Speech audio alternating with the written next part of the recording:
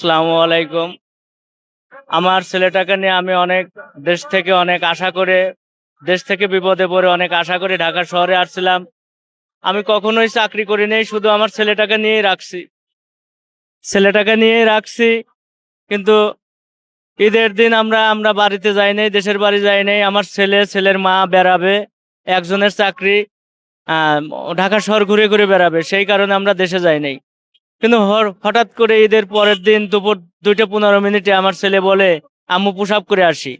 Push up করে যাওয়ার কথা বলে ঘর থেকে বের হয়েছে, আর এ পর্যন্ত আমার ছেলেটা ফিরে আসে নাই। আমার সাধ্য অনুযায়ী আমি যথেষ্ট চেষ্টা করেছি, খুঁজেছি, কোথাও পাই নাই। তো আমি অনেক মানুষের ভাইয়ের কাছে গেছি, ভিডিও ফেসবুক ছাড়ছি, কোনো সন্ধান পাই নাই।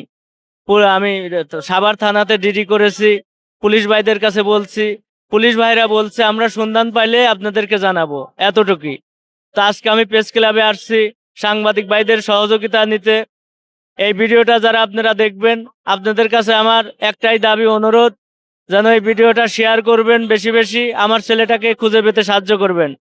মাননীয় প্রধানমন্ত্রীর কাছে আমার একটা অনুরোধ, উনি যদি এই ভিডিওটা আপনি যদি দেখে থাকেন, পুলিশ ভাইদেরকে নির্দেশনা দিবেন যেন আমার একমাত্র ছেলেটাকে যেন একটু খুঁজে পেতে সাহায্য করে।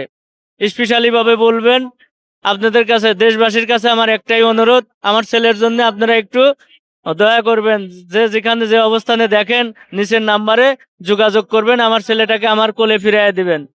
সবার কাছে আমার এই অনুরোধ থাকলো। আপনাদের সবার কাছে আমার নিপুণ অনুরোধ, আপনারা যে যেখান থেকে ভিডিওটা দেখছেন আমার ছেলেকে খুঁজে পাওয়ার জন্য আমাকে সাহায্য করবেন। এটাই আমার অনুরোধ আপনাদের কাছে।